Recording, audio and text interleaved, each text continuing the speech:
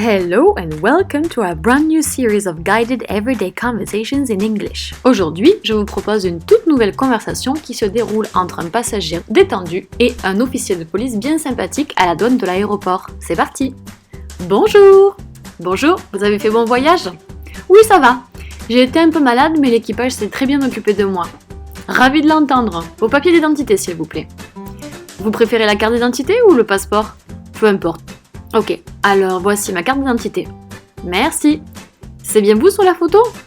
Oui, elle a été prise il y a 8 ans quand j'avais tous mes cheveux. Pas de honte à ça. Tenez, reprenez votre carte. Merci. Pour récupérer mes bagages, je fais comment s'il vous plaît? Ils vont arriver sur le tapis d'ici quelques minutes. D'accord. Vous pourriez me dire où exactement?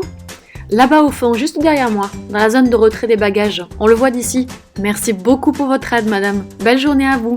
À vous également. Passez un bon séjour. Alors avant de vous lancer dans votre traduction, je vous ai concocté une petite fiche de vocabulaire que je vous suggère d'essayer de traduire en anglais avant de commencer pour vous faciliter la vie. C'est à vous, je vous retrouve tout de suite. Et voilà, on se retrouve pour une petite correction. Ne vous inquiétez pas, je vous explique tout en détail juste après. Hello! Hi there! Did you have a nice flight? Yes, it was fine. I was a bit sick on the plane, but the crew took really great care of me. Glad to hear that. Your ID, please. Would you like to see my ID or my passport? Never mind. Okay, here's my ID then. Cheers. Is that you in the picture? Yes, it is. It was taken 8 years ago when I still had hair. No shame in that. Here, take your ID back. Thanks. How can I collect my luggage, please? It will all get here on the carousel within a few minutes. Right, could you tell me where it is exactly? At the back there, right behind me, in the baggage claim area. You can see it from here. Thanks very much for your help, ma'am. Have a lovely day. And you, enjoy your trip. Le passager commence. Bonjour. Hello. Notre hello habituel. Ce à quoi l'officier de police, qui est très détendu, répond Hi there. En gros, salut toi. Mais bien sûr de façon plus polie. En anglais, ça passe très bien puisqu'il n'y a pas de tutoiement ou de vouvoiement. Donc, hi there, on est déjà dans la sympathie. Vous avez fait bon voyage. Phrase courte, mais avec deux éléments très intéressants ici.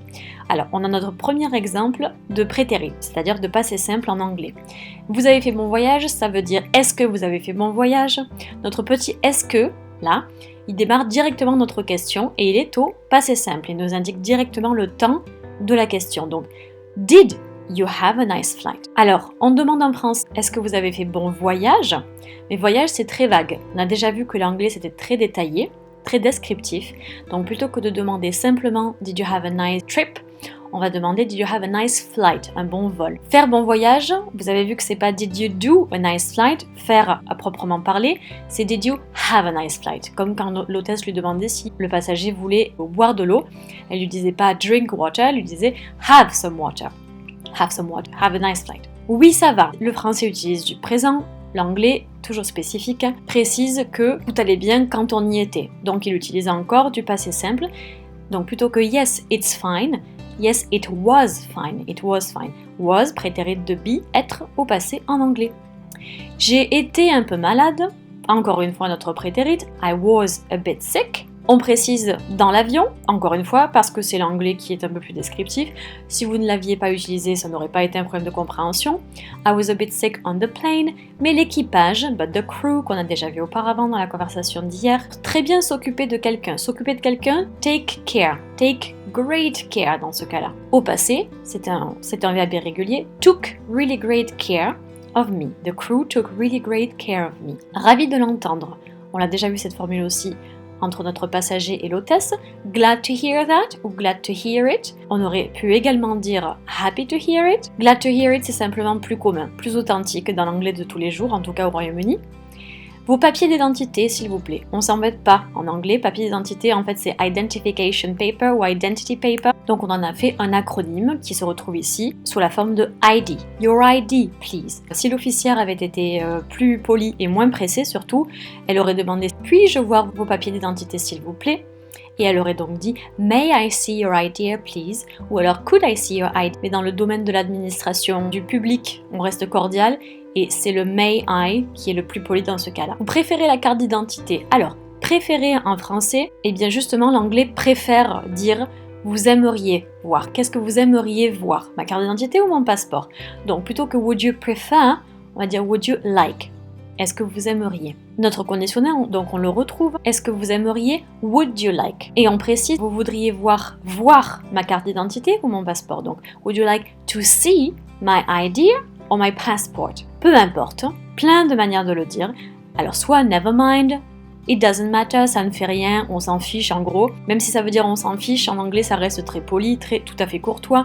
Ou alors any, tout simplement, ou any will do. Any will do, n'importe lequel des deux, n'importe lequel fera l'affaire. Will do. Vous vous souvenez, c'est comme dans la conversation où le passager disait « Je pense qu'avec le verre d'eau que vous m'avez donné, ça devrait faire l'affaire. It will do the trick. » Ben là, c'est la même chose, c'est juste abrégé. Ok, alors voici ma carte d'identité. Ok, here's my ID. Then, alors, then. Here's my ID, on l'a déjà vu. Voici mon passeport. Here's my passport. Here's my ID. Merci. Cheers, qu'on a aussi déjà vu. Manière très britannique de dire merci, de manière décontractée, de manière sympathique. C'est bien vous sur la photo? Is that you on the picture? Is that you? Oui, on aurait pu dire yes simplement, c'est possible, mais comme on est précis, on dit yes it is, parce qu'on nous a demandé is that you on the picture? On the picture c'est it, pas he ou she, puisque c'est un élément abstrait, et on répond directement oui ça l'est, yes it is. Elle a été prise il y a 8 ans. Alors soit it was 8 years ago, c'était il y a 8 ans, ou alors it was taken 8 years ago, exactement comme dans la traduction, ça a été pris il y a 8 ans. Mais en anglais, on va directement à l'essentiel, donc ce serait très bien passé d'avoir dit it was 8 years ago. Il y a 8 ans, cette structure qui est très importante et très pratique, 8 years ago. Il y a 100 ans, 100 years ago. Il y a un mois, a month ago. Quand j'avais tous mes cheveux. L'anglais dit quand j'avais toujours mes cheveux. When I still had hair. Vous avez remarqué qu'on n'a pas when I still had my hair. L'anglais va pas avoir besoin de possessif ici. Et attention, hair, c'est toujours invariable. Si vous dites hairs, attention, c'est les poils. Les poils sur les bras, sur les jambes. Donc attention. Pas de honte à ça. Bon, no shame in that. Tenez, reprenez votre carte en anglais. Encore une fois, on va directement à l'essentiel. Here's your ID. C'est comme s'il disait simplement, encore une fois, voilà votre carte. Here's your ID. Merci. Pour récupérer mes bagages, je fais comment s'il vous plaît? Merci, thanks. Une autre façon de dire thank you, mais encore une fois de manière plus détendue. Pour récupérer mes bagages, je fais comment s'il vous plaît? Bon, le français là a complètement changé la structure d'une question habituelle, mais en gros en anglais ça veut dire comment est-ce que je peux récupérer mes bagages? Comment est-ce que je peux? How can I? How can I? Récupérer mes bagages, collect my luggage. Attention, bagage en français c'est pluriel. En anglais, ça devient invariable, luggage. Si vous voulez le mettre au pluriel absolument, vous pouvez parler des valises, my suitcase, au pluriel, my suitcases. Mais en général, quand on parle des bagages, toujours my luggage. Donc, how can I collect my luggage? Please. On peut aussi demander de manière encore plus polie, pourriez-vous, s'il vous plaît, me dire comment récupérer mes bagages? Could you tell me comment récupérer, how to collect my luggage, please? Ils vont arriver sur le tapis d'ici quelques minutes. Alors, ils vont arriver, il faut quand même compter un petit moment, donc on va plutôt utiliser le futur lointain, le futur simple. It will all get here. Get here, arriver, sur le tapis on the carousel, ou alors on the conveyor belt, qui est plus technique, d'ici quelques minutes, within a few minutes. Très important ce petit devant le few. Sinon, ça veut dire quelque chose de tout à fait différent. Vous vous souvenez? A few sweets, quelques bonbons. Few sweets, peu de bonbons. D'accord. Pour dire d'accord dans ce cas-là, right. Vous pourriez me dire où exactement? Même chose, on retourne un petit peu la question. Ça veut dire, on aurait demandé si on avait été vraiment très très correct. Pourriez-vous, s'il vous plaît, me dire où c'est exactement? Pourriez-vous, could you, me dire, tell me, où est-ce que c'est exactement? Where it is. Exactly. Alors là-bas au fond, on l'a en une seule expression. At the back, there. There, là-bas. Juste derrière moi, right behind me. C'est comme dans l'avion, l'hôtesse indiquait aux passagers, votre siège est là-bas. Tout au fond, right at the end. Là, juste derrière moi, right behind me. Dans la zone de retrait des bagages. Zone de retrait des bagages, baggage, claim, area. Zone, c'est tout à la fin de l'expression. Area. On le voit d'ici. Quand on dit on le voit d'ici, on indique à la personne qu'elle est capable de voir aussi. You can see it d'ici, from here. Merci beaucoup pour votre aide. Thanks very much for your help. Ma'am. Ou alors officer. Ça, c'est très important, surtout dans la société britannique et américaine. On respecte les titres. Donc en l'occurrence, là, vous tombez sur une officière particulièrement sympathique, patiente, aimable, qui nous a donné plein d'informations qui n'avaient rien à voir avec son titre.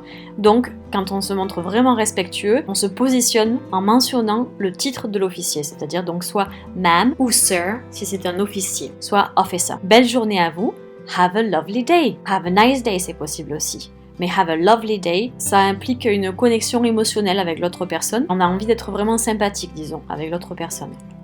À vous également. Alors j'ai traduit ça par and you, on peut aussi dire you too, mais and you c'est quelque chose de très commun encore une fois dans la société britannique. Have a nice day and you, passez un bon séjour, soit enjoy your trip, soit have a nice trip.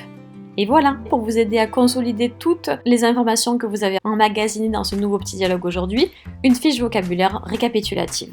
Et voilà, I hope you had fun! N'oubliez pas de vous abonner si vous voulez progresser avec nous en anglais. On se retrouve demain pour une petite conversation guidée surprise. Bye bye!